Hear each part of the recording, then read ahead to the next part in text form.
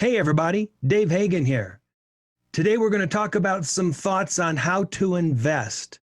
Not investment advice, but how to invest. That's today on the Financial Wellness Podcast.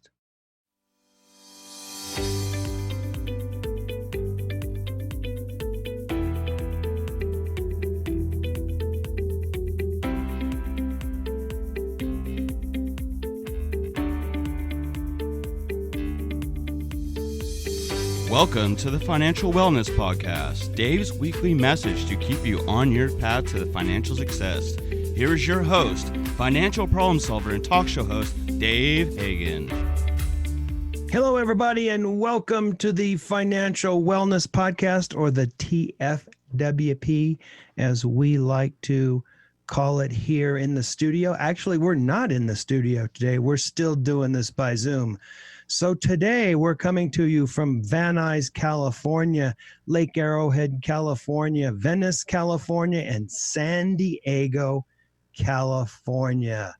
So who do we have here today joining us from Venice? Hey, it's Brian Reed. Hey, Brian. How's it going, Dave? I'm doing good, keeping it real, right?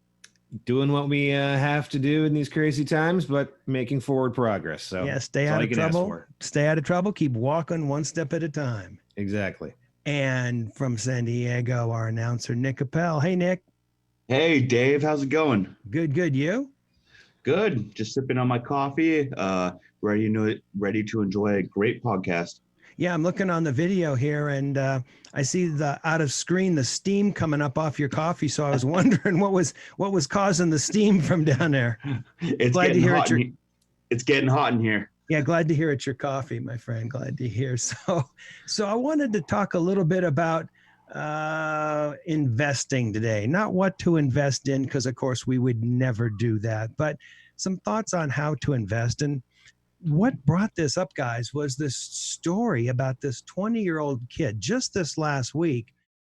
He killed himself. He was on Robinhood, which is an investment platform. And the platform came back and said he had a $730,000 loss. In fact, not a loss. Apparently, it was just with a minus sign in front of it and red. So he thought he owed somebody $730,000. So he made a little note about, gee, I didn't know I could invest on margin and get into such risky ventures on Robinhood. Left a little note and ran out and jumped in front of a train or a bus or something. I mean, what a tragic, unfortunate story. And Robinhood changed their systems a little bit. They have 10 million customers, and there was only an issue or a misread or something with one person, but they did change it so it was a little clearer. A lot of new people who invest on Robinhood, and so it's easy to misread some of those things.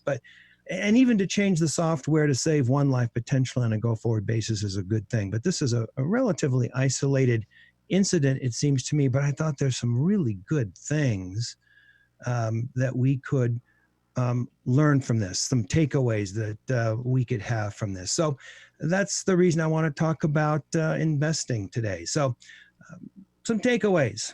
Number one, don't just read the headline. It turns out that this kid may or may not have had a $730 loss, or it's not that he owed somebody $730,000. There may have been some assets that he had purchased that would have offset this loss. Now, he still might have lost $730,000. He might have been wiped out, but it's not like he owed somebody $730,000. So don't just read the headlines. When you see something, read into it, figure it out so that you get the true and accurate story on this stuff. Secondly, maybe a 20-year-old should not be trading on margin. So he was trading on some type of leverage basis, apparently, where he could gain large amounts of money or lose large amounts of money just in a matter of a couple of days. And maybe someone who's 20 shouldn't be engaging in this kind of risky trading. Kind of like gambling, seems to me. The longer you play with it and the higher the risk, sooner or later you're gonna take a loss. Now, we don't know what his experience was. Maybe this kid was a very experienced investor, but at 20, I don't know. I got to wonder about that. But maybe someone that young shouldn't be using Robinhood, and maybe people shouldn't be using Robinhood for that sophisticated type of trading anyway. I don't know. That's just another takeaway, it seems to me. Another takeaway: nothing's worth jumping in front of a train or a bus. I mean, even if he owed someone $730,000, he could still file for bankruptcy and wipe out all that debt. I mean, he'll still wake up tomorrow morning and be alive and have people to talk to and have a family, you know? What do you think about that, Nick? You'd commented. Yeah, you know, I think it's just a very tragic situation. It's very sad. I also think that it's almost negligent that Robinhood, because I believe the person that passed away invested a very small amount, 5,000, 10,000. And the thought that someone could lose upwards of $1 million off that $10,000 investment is mind blowing. I think, without giving legal opinion, that, Robinhood might be sort of negligent, allowing someone to go so far in debt. And, all in all, it's so tragic because this person could have reached out to a professional and, he ultimately, just decided to take his own life. I feel so bad for the family. I feel so bad for everyone affected. And it's just a very tragic situation. Yeah, no, it really is. And I know Robinhood's already changed their interface. They've now got some fences that people need to get over or to get through in order to trade. So I think that's all a good thing and hopefully lessons learned, but a tragic kind of thing. But I got to tell you, I sat down with the guy, a businessman years ago, and he looked me in the eye and he says, my cash flow's gone negative and I know I'm going to go to zero. I know I'm going to lose it all. And this guy had a pretty nice package of assets. And he said, I'll probably end up filing bankruptcy almost for sure. But I got to tell you, I know how to make the money now. And I just need to make it slower and more conservatively and be patient. He says, they can't take away from me the knowledge that I have on how to make it. So you certainly would have been, or certainly would have want to have been able to talk to this fellow and say, there's ways to handle it. There's people to talk to. And you apparently know a pretty fair amount. I mean, I don't think he was just a total neophyte doing it. You know how to make it, and let's do it in a more long-term, less risky way. Boy, you wish you could have stood behind him and put your hand on his shoulder and say, dude, there's a way out. It's going to be okay, So I don't know, just some takeaways on that. But I thought that this would be, kind of a good segue into how to invest and get our listeners thinking about those kinds of things. And, maybe Robinhood is a good way to start. I don't know. I've never used it, frankly. But the most common question that I get from people who want to start a new financial path is, how do I start? How do I start saving that money? I don't want to put it in a bank and get 0.0025% on a savings account or whatever it is currently. And more often than not, I tell people, look, just go into a bank or an investment house, go to a place like Schwab or Fidelity and open up an account and just buy a simple fund. Don't buy necessarily a particular stock issue. You don't have to pick stocks when you're just starting up. Just put some money in that account. That's the most important thing. Even if you put it in and just invest it in something that follows T-bills, well, at least you're going to get, used to be able to get, 1.9% or whatever it was. At least you're going to get a little more. And maybe you put it in a fund that's going to follow tech stocks or the Dow Jones or something like that. But the most important thing is walk in, open up a fund, and just let it grow. Don't look at it too much. Check in on it periodically, but don't look at it like, day to day. Robinhood is an app. I mean, it's easy. Apparently you can open it up just online through an app. I mean, again, I don't use it, so I'm not recommending it. I'm just saying, maybe it's something to check out. And when you sign up, you get some free stock, or at least last time I looked, you get some free stock up to $500. So they give you some stock. That's kind of cool. That's kind of cool. Either of you guys ever used Robinhood? I haven't used it, David, but it kind of does make sense just to even, I'm not plugging them or anything, but if there's going to be some free cash or something to start investing with, then why not just open the account, put $1 in, let them put in whatever they're going to kick in, and let it grow. You pick your stock up to $500 in value. Now you got some money floating around in there, and not even money that's just, laying around or kicking around. I would suggest even we kick it up a notch. Planned money. Money that's been planned as part of a monthly spending plan to have and to put it in there. Yeah, Dave, I mean, I have 2 portfolios. I have one in Robinhood and also one in TD Ameritrade. Do tell. I I will. I didn't know that. Do tell. With Robinhood, they do offer a free stock when you sign up, and they also offer free stock whenever you refer someone. I've referred about 5 people, and then in free stock, I've made about $20 out of 5 free stocks. So, nice. I haven't hit the big one. I know Brian likes the lottery, but I haven't hit the big MasterCard, a big Visa stock yet. Not as an investment, as entertainment. Entertainment. For those of our listeners, if you're not recognizing those comments, go back 2 episodes where Brian and Nick were going back and forth about whether the lottery is a business proposition or an entertainment proposition. They had 2 different points of view. It was a good exchange. Check it out. That's about 2 weeks ago.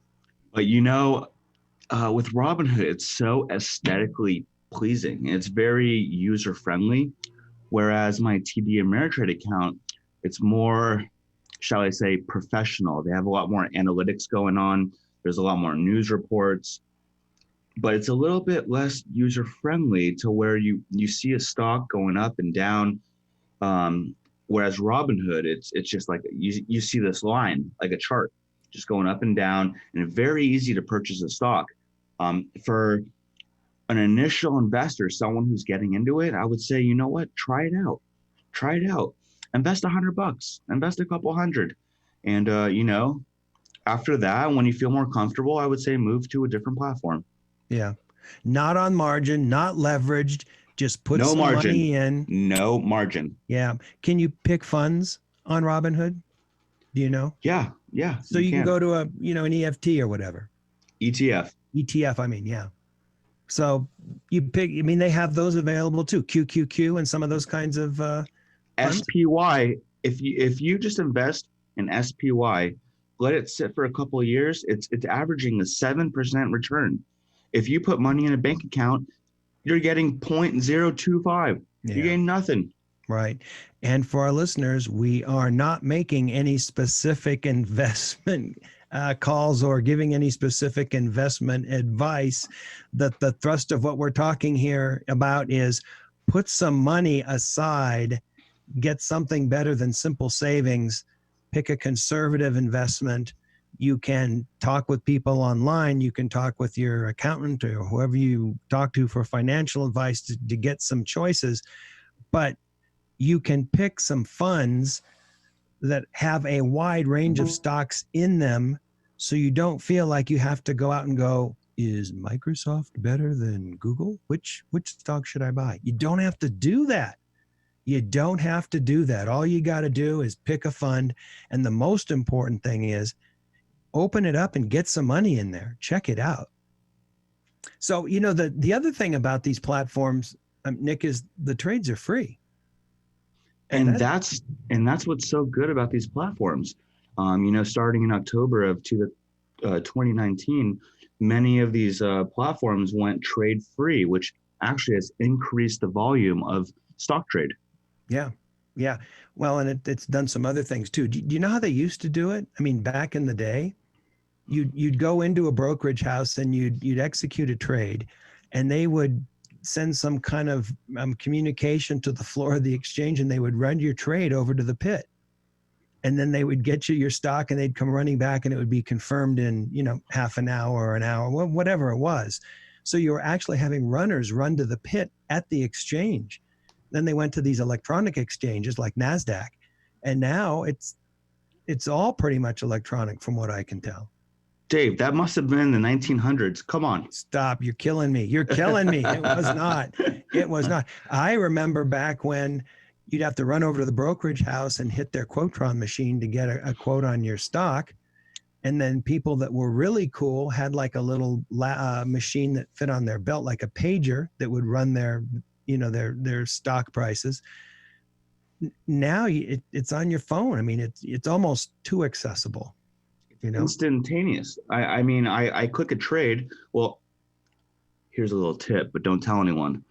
I put a limit order, so I'm not buying it at that point. I'm buying it at a certain point where the stock hits, and I think that's a big difference, because if you do a market order, which is what I believe you're explaining, is you never know where that stock's going to be in a half hour, in 20 minutes, in 2 minutes. So you put a limit on it, maybe a little bit lower than what you're seeing it. So if it dips a tiny little bit, you catch that little dip. Exactly. Very cool. Very cool. And how do you think these companies are making money if they're not charging on the trades? Actually, I know. Very good. I know one way at least. Yeah. These companies don't purchase from the NYSE direct.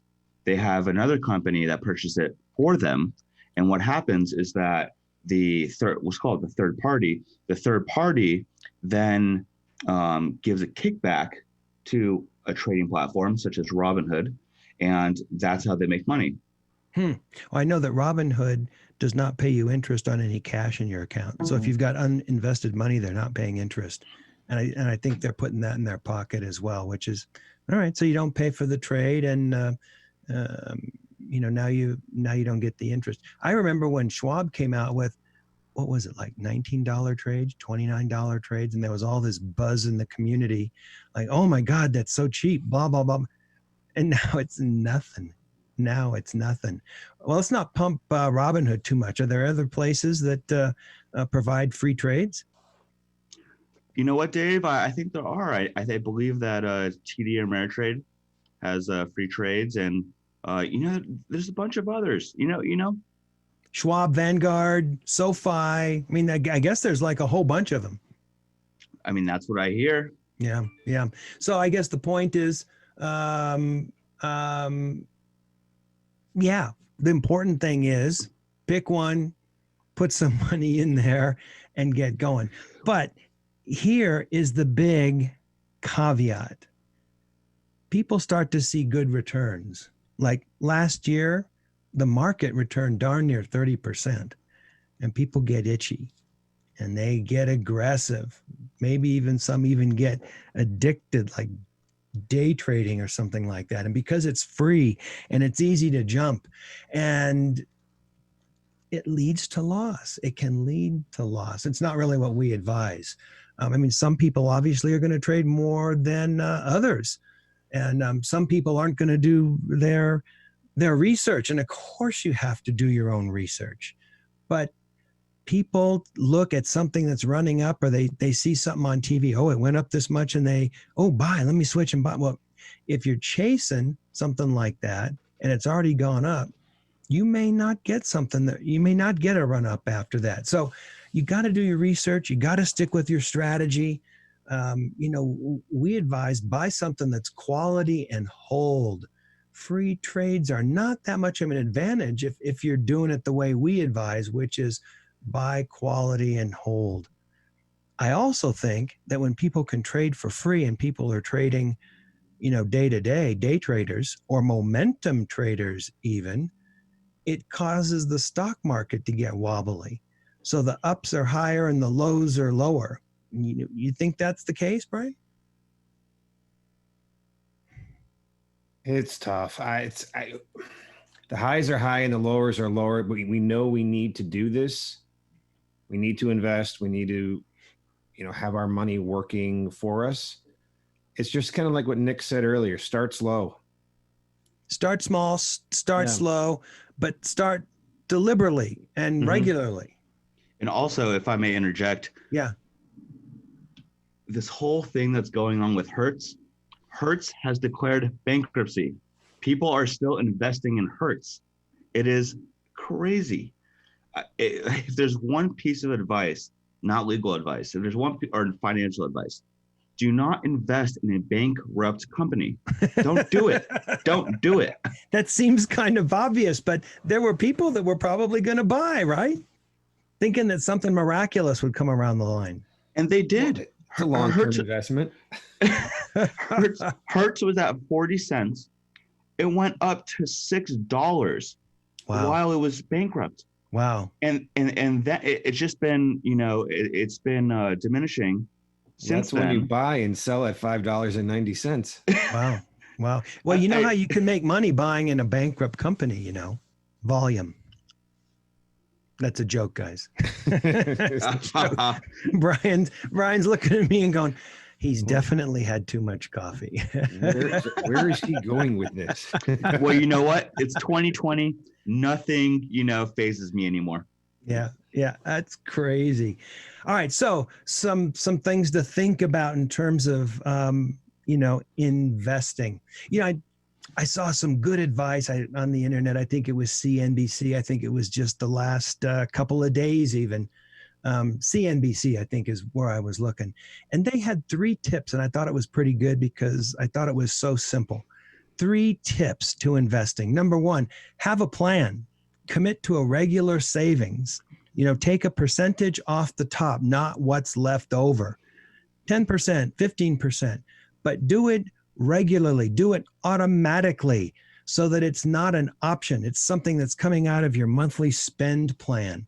Number 2, make sure that your money in the account is allocated well, that it's not all a tech stock or it's not all a some kind of other food stock, or that you're in one industry. If you're buying individual issues, spread them out so that you're in several different industries. Some industries get hit bad from time to time, and if you're just in one industry, you could get wiped out. Where if you're spread out, chances are you're not going to be hurt if things go bad, or you're not going to be hurt so much. And number 3, make sure you're saving your money in the right account. Are you going to have a regular securities account like a Robinhood or one of these others? Or are you going to be putting your money in an IRA? Or are you going to be putting your money in a Roth IRA? The type of account that you use will depend upon your overall plan, how this fits into your overall financial picture. But the important thing, the so important thing, is just to start, just to put some money in there. It might be $100, it might be $50, it might be some small amount, but you'll turn around in a year and you go, wow, it's $1,000, it's $1,500. And then when it starts to grow a little bit, it's kind of exhilarating. I mean, Nick, I've heard you talk about when something goes up, it's like incredible. It's like a cat watching a mouse scurry around on a floor. It's exciting. It's like I'm in Vegas, I'm at the craps table, rolling for an hour, making everyone money. There's just nothing like it. What's it like when you lose, though? Dave, let's not talk about that. Okay. All right. So to sum this up a little bit, first and foremost, have a plan. Be regular about it. Be serious about it. The most important thing is just to start. Number 2, make sure that the money that you put in there is properly allocated. So you've got a wide array of things that you're investing in, or a EFT fund. Maybe that's a good way to go. ETF, Dave. Did I say ETF? Did I say EFT again? You did. Oh my God. Thank you. Make sure that you've got the proper account, and obviously consider a no fee account. Now, when it grows to a little more, now maybe you want to get with a financial advisor. Now maybe you want to sit down with your accountant. Maybe you want to do something a little bit different there. But those are the important things. Start Be consistent, be conservative, and enjoy watching the run up. Sounds pretty cool to me. I think that's a wrap. I think we've used our time, and we'll save those emails once again. Hey, thank you to Brian. Thanks, Dave. Good to be here. Always a pleasure. And Nick from San Diego. As always, Dave, it's a pleasure. This is Dave Hagan, and you've been listening to the Financial Wellness Podcast.